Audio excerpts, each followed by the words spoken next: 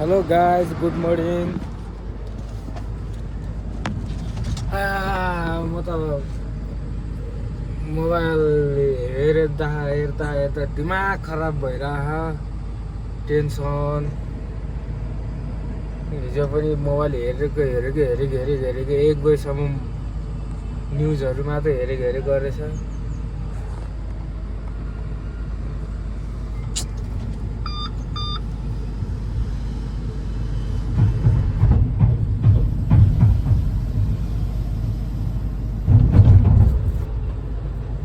न्युजहरू हेरेको गरेछ यार। जता अहिले हेरे पनि त्यही बाढी आएको मात्र देखाउँछ क्या। के भएको होला यार, दसैँको टाइममा दशा लाग्छ यार यो नेपालमा। जुन वर्ष पनि दसैँ टाइममा यस्तै हुन्छ यार फलानाला। क्या टेन्सन भएको यार, भिडियो हेर्दा जाने थर। अहिलेसम्म म त अन्धोमा भएर छु कि अन्धोमा त छक्क परिरहेको छु। म त साइको भइरहेको छु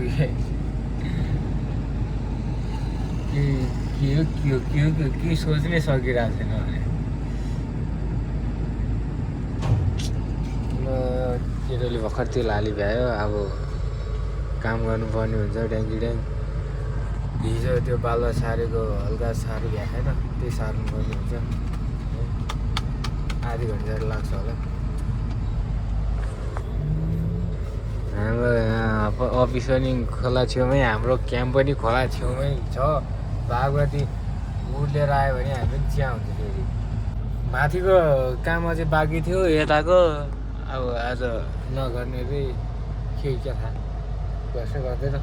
यहाँ हिजो चलन पर्छन् गुरु चाहिँ घर गएछ, घर अनि त्यही भएर मलाई त यहीँ पो गर्नु पर्यो भन्छ त वाइ।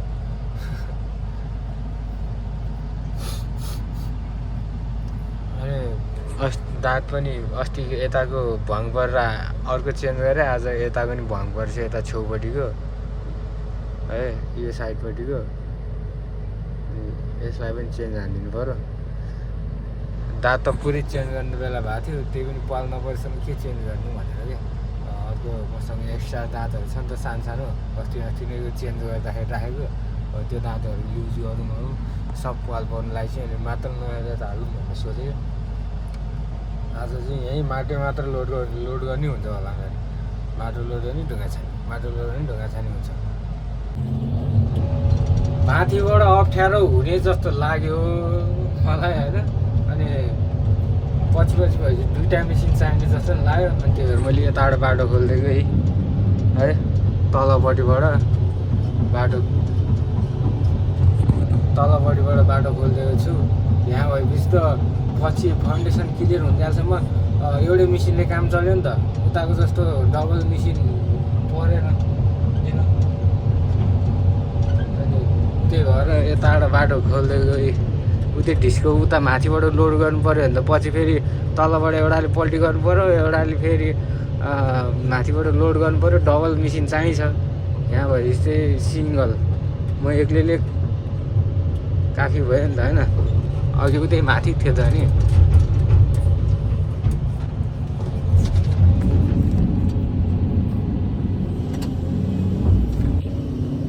बाटो चाहिँ टाकटुक रेडी भयो। त्यहाँनिर चाहिँ हल्का गिलो जान्छ। के हो त्यहाँ जान्छ जाँदैन, त्यहाँ पछि ग्राभल हाल्नु पर्ला जस्तो।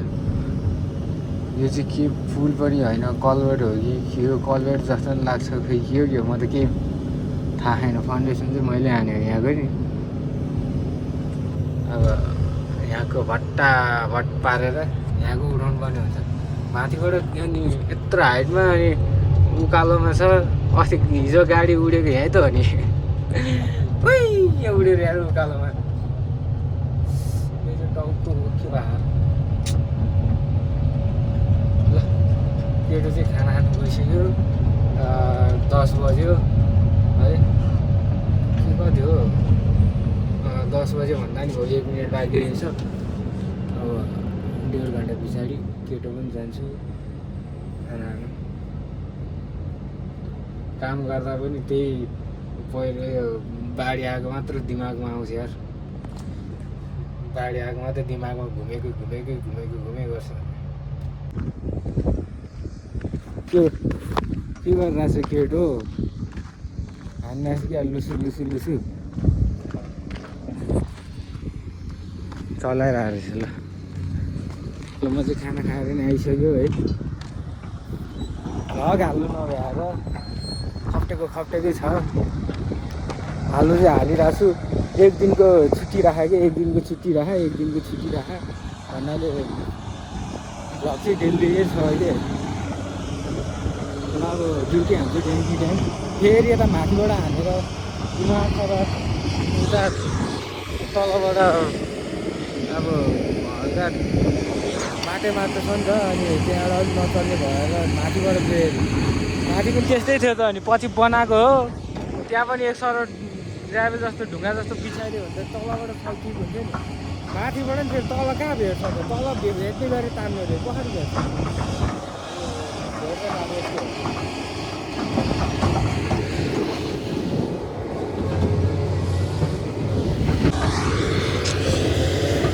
के गर्छ म आएको देखाएको छैन कि के हो तेलले डाँडा काट्यो यार तेलले नलेर आइदिनु भयो है अघि नै राखिदिनु खोज्यो त्यो पनि चलाइदिउँ भनेर एकछिन चलाइदिएकै यति नै भयो अब छैन अब यति नै भएको छ काम केटो चाहिँ भाँसतिर गएको थियो म खाना खाएर आउने बित्तिकै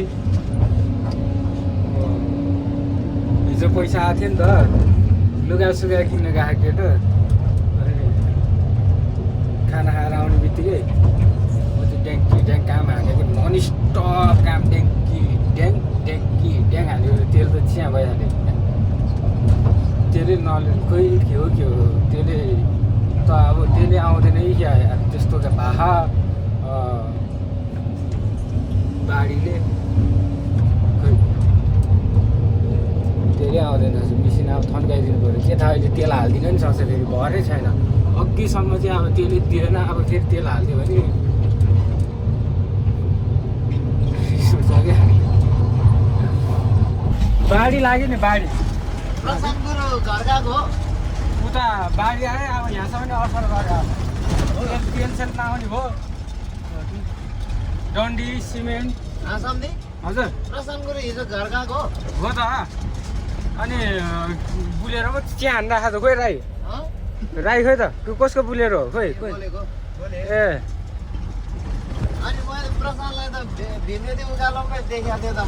भीमखेतीतिर यता भीमखेती के गरिरहेको थियो दाजु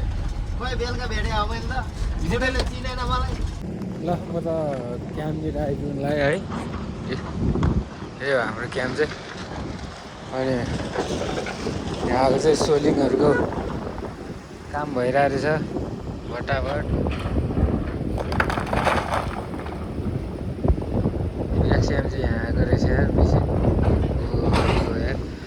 त्यो हिजो आएको बाढी यहाँनिर पस्यो भने त कतिको नोक्सान गर्छ यहाँ हामी बस्ने क्याम्प भयो यो क्याम्प त झन् सबभन्दा सुरुमा यही जाने हो यता यहाँसम्म छिर्यो हो नि यहाँबाट छिरी त्यहाँ छिरी त्यो गाउँ सबै जान्छ यो सबै जान्छ यो डाँडा सबै हान्छ यो बाटोसम्म यो आर्मी क्याम्प यस्तो सब हान्छ होला यार सब जान्छ त्यस्तो खालको बाढी यार म त अझै पनि अहिले भर्खर एउटा त्यो भिडियो अन गर्ने बित्तिकै आइहाल्छ कि ल त्यही भिडियो आइहाल्छ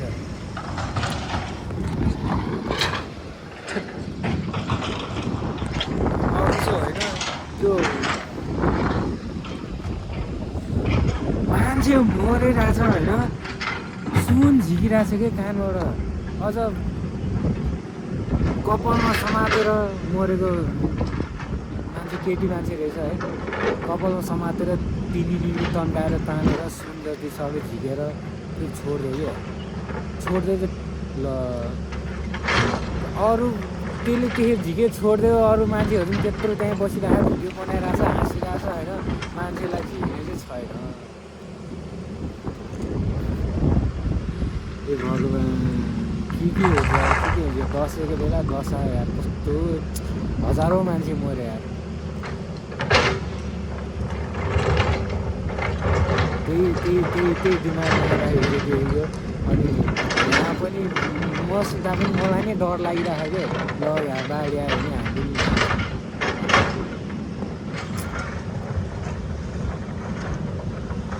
र अब के गर्नु अब काम तेल दिएन सकिहाल्यो अब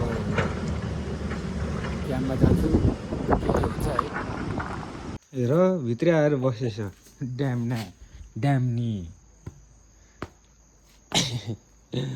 ल बस अनि अब लुगा धुनु पर्यो अनि 2 बाल्टिन छ यार भिजाएको पनि कम्पनीमा तेल अब नआउँदो रहेछ के भोलि चाहिँ पाउँछ होला अस्ति भर्खर त आएको ट्याङ्कर 2 बाल्टिन छ यार कहिले धुर्याउने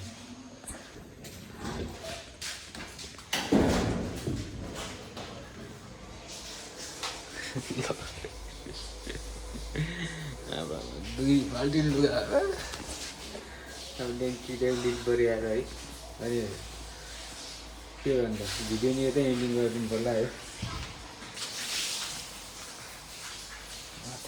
लामखुट्टेले टोकेरै यति त बद गरे त ल गुड नाइट गाइज भोलि भेटौँ होला नयाँ हुन्छ सब्सक्राइब गरिदिनु होला भिडियो छोटो भयो है ल के गर्नु यस्तो छ हाम्रो क्याम्प